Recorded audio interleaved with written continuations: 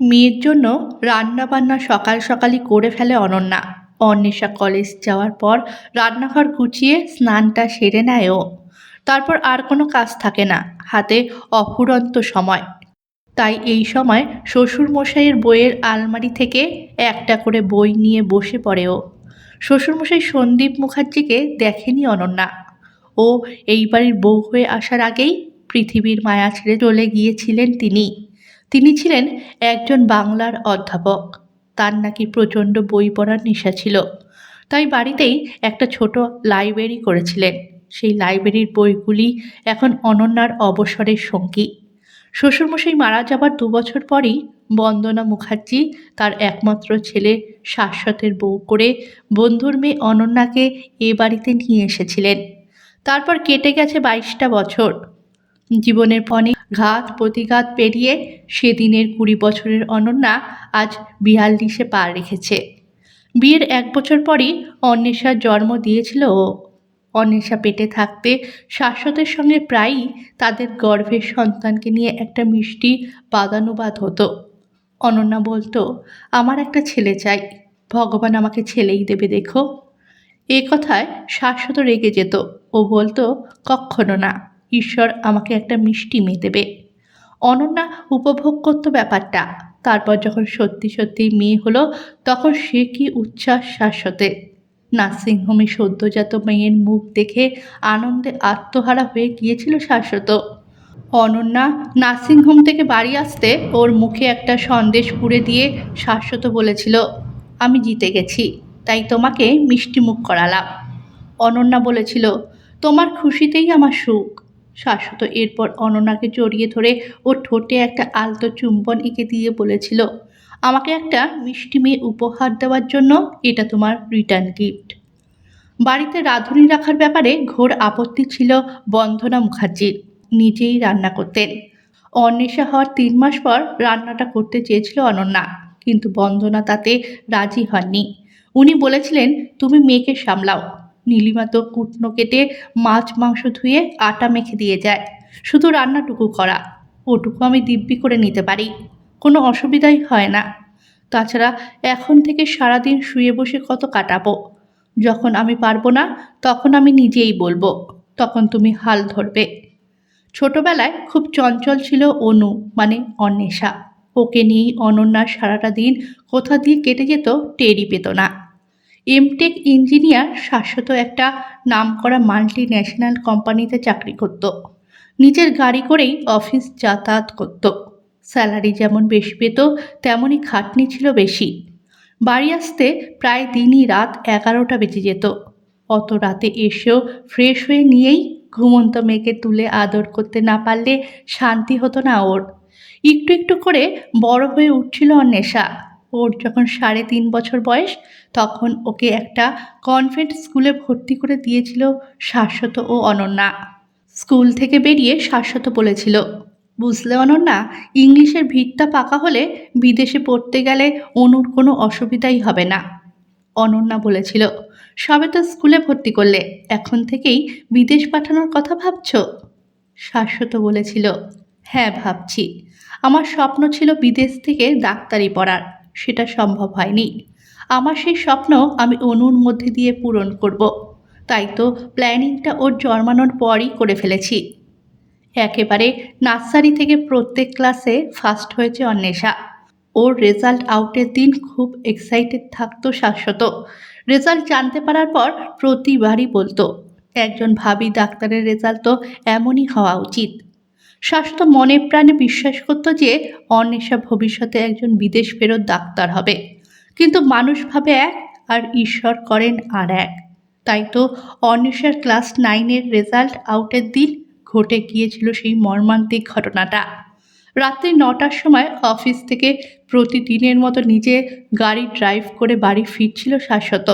হঠাৎ উল্টো দিক থেকে একটা মালবাহী ট্রাক এসে সজোরে ধাক্কা মেরেছিল শাশ্বতের গাড়িতে। দুমড়ে মুচড়ে গিয়েছিল শাশ্বতের গাড়িটা। ঘটনাস্থলেই মারা গিয়েছিল শাশ্বত। পুলিশ ডেড বডি উদ্ধার করার পর ওর ওয়ালেট থেকে বাড়ির ঠিকানা জেনে বাড়িতে এসেছিল। প্রতিদিনের মতো কলিং বেলের শব্দে গেট খুলেছিল অনন্যা। শাশ্বতের গাড়ির বদলে গেটের বাইরে দাঁড়িয়েছিল পুলিশ ভ্যান, আর শাশ্বতের বদলে গেটে দাঁড়িয়েছিল একজন পুলিশ অফিসার। ভয়ে বুকের ভেতরটা কেঁপে উঠেছিল অনন্যার। নির্বাক হয়ে গিয়েছিল ও। সেই সময়ই বাইকে করে অফিস থেকে বাড়ি ফিরছিল শাশ্বতের খুড়তুতো ভাই সুগত। বাড়ির সামনে পুলিশের গাড়ি দেখে ও এগিয়ে এসেছিল। দোতলার জানালা দিয়ে পুলিশের গাড়ি দেখে পাশের বাড়ি থেকে ছুটে এসেছিল শাশ্বতের কাকা স্বপন মুখার্জি ও ওর কাকিমা গায়ত্রী দেবী। সুগত পুলিশ অফিসারকে প্রশ্ন করেছিল, আপনি এখানে? কি হয়েছে অফিসার? পুলিশ অফিসার বলেছিলেন, আপনারা কে হন শাশ্বত মুখার্জির? সুগত বলেছিল, আমি ওর খুড়তুতো ভাই, আর এনারা আমার বাবা ও মা। শাশ্বতের বাড়িতে আর কে আছে? সুগত বলেছিল, আমার কাকিমা ও 16 বছরের ভাইজি। সুগতের কথা শেষ হওয়ার আগেই অনন্যা দরজা খুলতে এসে এত দেরি করেছে কেন তা দেখার জন্য নেমে এসেছিল বন্দনা ও অন্বেষা। বন্দনা মুখার্জি বলেছিলেন, আপনি কেন এখানে অফিসার? আমার শাশ্বত কোথায়? পুলিশ অফিসার বলেছিলেন, শাশ্বত মুখার্জির একটা বড় অ্যাক্সিডেন্ট হয়েছে। উল্টো দিক থেকে আসা একটা মালবাহী ট্রাকের সঙ্গে শাশ্বতের গাড়ির মারাত্মক অ্যাক্সিডেন্ট হয়েছে। গাড়িটা দুমড়ে মুচড়ে গেছে। আমরা ওনাকে গাড়ি থেকে উদ্ধার করি, কিন্তু ঘটনাস্থলেই মারা যান উনি। কথাটা শোনার সঙ্গে সঙ্গে চিৎকার করে কেঁদে উঠেছিলেন বন্দনা মুখার্জি, আর মাটিতে লুটিয়ে পড়েছিল অনন্যার অচৈতন্য দেহটা।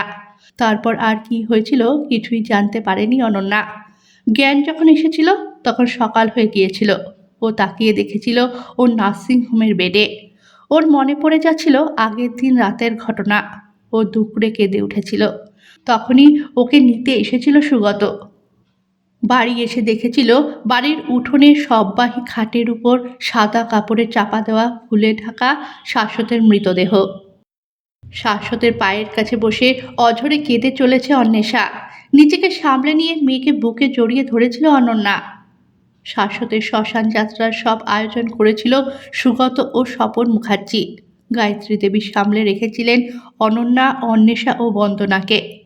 সেই দিন থেকে এই 4টে বছর ওদের পুরো পরিবার পাশে আছে অনন্যাদের। নিজে অফিসের ছুটি নিয়ে সুগত অনন্যাকে সঙ্গে করে 3 দিন নিয়ে গিয়েছিল শাশ্বতের অফিসে। 14 বছর চাকরি করেছিল শাশ্বত। 2-3 বার প্রমোশন হয়েছিল। ওর প্রভিডেন্ট ফান্ড, গ্র্যাচুইটি ও অন্যান্য খাতে যা টাকা পাওয়া গিয়েছিল তা খুব একটা কম নয়। এছাড়া একটা 10 লাখ টাকার LIC পলিসি করা ছিল ওর। সেটাও ম্যাচিওর হয়েছিল শাশ্বত মারা যাওয়ার 2 মাস পরই। এছাড়া সেভিংসেও 4 লাখ টাকা ছিল। সেভিংসের টাকা অনন্যার সঙ্গে জয়েন্ট অ্যাকাউন্টে ছিল, তাই সেটা নিয়ে কোনো অসুবিধা হয়নি। বাকি সব টাকাই MIS করে রেখেছে অনন্যা নিজের নামে। তার ইন্টারেস্ট থেকে চলে অনন্যাদের 3টি মানুষের সংসার ও অন্বেষার পড়াশোনা। 20 বছরের অন্বেষা এখন কলকাতা মেডিকেল কলেজের 1ম বর্ষের ছাত্রী। বাড়ি থেকে স্কুটি নিয়ে কলেজে যাতায়াত করে ও। সুগতের বয়স 42, কিন্তু বিয়ে করেনি ও। সেই নিয়ে খুব আক্ষেপ স্বপন মুখার্জি ও গায়ত্রী দেবীর। বাড়িতে কোনো বাচ্চা না থাকায় খুব ছোট্ট থেকে অন্বেষাকেই নিজের নাতনির মতো ভালোবাসেন গায়ত্রী ও স্বপন। অন্বেষা ওদের ছোট দাদু ও ছোট ঠাম্মা বলে ডাকে। আর সুগতের সঙ্গে তো ভীষণ ভাব অন্বেষার। নিজের সব কথা শেয়ার করে ও সুখ আঙ্কেলের সঙ্গে। সুগত আর অনন্যা একই বছরে মাধ্যমিক পাশ করেছে। অনন্যা বাংলা মাধ্যম স্কুল থেকে ও সুগত ইংলিশ মিডিয়াম স্কুল থেকে। অনন্যার বিয়ের পাকা দেখার দিন সুগত অনন্যার বয়সের হিসাব করে বলেছিল, আমি আমার হবু বৌদির থেকে 3 মাসের বড়, তাই আমি ওকে বৌদি বলবো না, ওকে অনন্যা বলেই ডাকবো। যেহেতু একই বছরে পাশ করেছি আমরা, সেহেতু অনন্যাও আমাকে নাম ধরে ডাকবে। আজ থেকে আমরা দুজন বন্ধু হলাম। কি রাজি তো? অনন্যা হেসে বলেছিল, হ্যাঁ রাজি। সেই থেকে ওরা দুজনে দুজনের নাম ধরেই শুধু ডাকে না, বন্ধুর মতোই মেলামেশা করে। অনন্যা সুগতকে বিয়ে করার জন্য বললে ও এড়িয়ে যায়। একদিন অনন্যা জোর করায় ও বলেছিল, একা আছি ভালো আছি, বিয়ে মানেই একটা এক্সট্রা ঝামেলা। তার সঙ্গে যদি আমার অ্যাডজাস্ট না হয় তাহলে জীবনটা জটিলতায় ভরে যাবে। সুস্থ শরীরকে অযথা ব্যস্ত করে কাজ কি? অনন্যা বলেছিল, আগে থেকে নেগেটিভ কথা ভাবছো কেন? সে তো তোমার মনের মতোও হতে পারে। আমার আর তোমার দাদার মধ্যে অ্যাডজাস্টমেন্টের অভাব হয়নি তো কখনো? হয়তো তোমারও সেই রকমই হবে। সুগত বলেছিল, দাদার মতো ভাগ্য সবার হয় না। সবাই অনন্যা রায়ের মতন মেয়েকে বউ হিসেবে পায় না ম্যাডাম। নিজের নামে প্রশংসা শুনে লজ্জা পেয়ে চুপ করে গিয়েছিল অনন্যা। শাশ্বতের মৃত্যুর পর আর এই প্রসঙ্গ নিয়ে কথা হয়নি কখনো অনন্যা ও সুগতের মধ্যে। প্রতিদিন রাত্রে মা ও ঠাম্মার সঙ্গে একসাথে বসে খায় অন্বেষা। এই সময় কলেজের বন্ধুদের গল্প করে ও। আজ বলল, তোমাদের একটা কথা বলবো বলে ভুলে গিয়েছিলাম। তোমাদের আমার বেস্ট ফ্রেন্ড অনুমিতার কথা বলেছিলাম একদিন, মনে আছে সেটা? বন্দনা বললেন, হ্যাঁ মনে আছে। তোর মতো সেও তো তার বাবাকে হারিয়েছে অল্প বয়সে। অনন্যা বলল, ওর বাবা ডাক্তার ছিলেন আর ওর মা একজন প্রফেসর।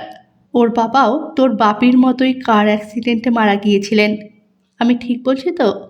অন্বেষা বলল, একদম ঠিক বলেছ। কদিন আগে অনুমিতার উদ্যোগে ওর মা তার স্বামীর এক বন্ধুকে বিয়ে করেছেন। বিয়ের 1 বছর পরই ওই ভদ্রলোকের ডিভোর্স হয়ে গিয়েছিল। তারপর আর বিয়ে করেননি। অনুমিতার বাবা মারা যাওয়ার সময় থেকে উনি অনুমিতাদের পাশে এসে দাঁড়িয়েছিলেন। নিজের কোনো সন্তান না থাকার জন্যে অনুমিতাকেই উনি নিজের সন্তানের মতন ভালোবাসেন। ভদ্রলোকের মা আবার বিয়ে দেওয়ার চেষ্টা করেছিলেন ছেলের, কিন্তু ভদ্রলোক রাজি হননি। এতদিন পর অনুমিতার কথায় রাজি হয়ে উনি অনুমিতার মাকে বিয়ে করেছেন। এই বিয়েতে অনুমিতা যেমন খুশি, তেমনই খুশি ভদ্রলোকের মা। খবরটা শুনে আমার খুব ভালো লেগেছে। বন্দনা বললেন, খুব ভালো করেছে অনুমিতা। ওর মা আর ওই ডাক্তার ভদ্রলোক দুজনেরই একজন সঙ্গীর খুব দরকার ছিল। অন্বেষা বলল, আমি স্থির করেছি যে বাবার ইচ্ছা পূরণ করতে বিদেশ যাব আমি ভবিষ্যতে। তখন মা নিঃসঙ্গ হয়ে যাবে। আমি যদি এমনই প্রস্তাব দিই, তুমি খুশি হবে তো ঠাম্মা? বন্দনা বললেন, খুব খুশি হব। আমার বয়স হয়েছে, আমি আজ আছি কাল নেই, তখন তো সত্যি একা হয়ে যাবে তোর মা। অনন্যা বলল, এসব কি বলছো তোমরা মা? অনুর না হয় বুদ্ধি শুদ্ধি নেই, তা বলে তুমিও? এই আধবুড়িকে বিয়ে করার জন্য কে বসে আছে শুনি? অন্বেষা বলল, সে চিন্তা তোমাকে করতে হবে না। পাত্র আমার হাতে, সে এক পায়ে খাড়া। শুধু পাত্র নয়, পাত্রের মা বাবাও তো তোমাকে ছেলের বউ করার জন্য খুব আগ্রহী। আমি আজ কলেজ থেকে বেরিয়েই প্রথমে পাত্রের মা বাবার সঙ্গে এই নিয়ে কথা বলেছিলাম। ওখান থেকে গ্রিন সিগন্যাল পেয়ে পাত্রকে ফোন করেছিলাম। সব শুনে সে আমায় বলেছে, আমি যদি তোমাকে রাজি করাতে পারি তাহলে আমাকে একটা দারুণ গিফট দেবে। হ্যাঁ, আর একটা কথা, কাল সকালেই ওরা সবাই আসছে তোমার সঙ্গে কথা বলতে। অনন্যা বলল, এ অসম্ভব, আমি এই বয়সে আর বিয়ে করব না। বন্দনা বললেন, এটা আমার আদেশ, তুই কখনো আমার কথার অন্যথা করিসনি, আশা করি এবারও করবি না। অনন্যা বলল, কিন্তু মা, আমি বুঝতে পারছি না সব কিছু জেনে কে আমাকে বিয়ে করতে চাইছে। বন্দনা বললেন, আমি কিন্তু বুঝতে পেরেছি। তার চোখে আমি তোর প্রতি ভালোবাসা দেখেছি। অনন্যা বলল, তাহলে কি তোমরা সুগতের কথা বলছো? মা, ও আমার খুব ভালো বন্ধু, কিন্তু তা বলে বিয়ে? অন্বেষা বলল, অনুমিতার মাও তো এই বয়সে বিয়ে করে একটা নতুন জীবন শুরু করেছে, তুমিও তাই করবে। বন্দনা বললেন, আজকে আর কোনো কথা নয়, বাকি কথা কাল সকালে ওদের সামনেই হবে। এরপর অনন্যাকে গুড নাইট জানিয়ে ঠাম্মার হাত ধরে টান দিল অন্বেষা। সারা রাত ভালো করে ঘুমোতে পারেনি অনন্যা। মনের মধ্যে একই চিন্তা তোলপাড় করেছে। সুগত এখনো অবিবাহিত, আর অনন্যা বিধবা এবং একটা 20 বছরের মেয়ের মা। ওর প্রতি সহানুভূতি থেকে হয়তো বিয়েটা করতে চাইছে সুগত, কিন্তু ওকে বিয়ে করে সুগত কি সত্যিই পারবে সুখী হতে? সকালের চাটা বন্দনা নিজেই করেন। সকাল 7টার সময় চায়ের পট নিয়ে ড্রয়িং রুমে ঢুকছিলেন বন্দনা। সেই সময় কলিং বেলটা বেজে উঠল। কাজের মেয়ে নীলিমা আসে 8টার সময়। এই সময় কারা এসেছে বুঝতে অসুবিধা হলো না কারোরই। অন্বেষা তাড়াতাড়ি এসে দরজা খুলে দিল।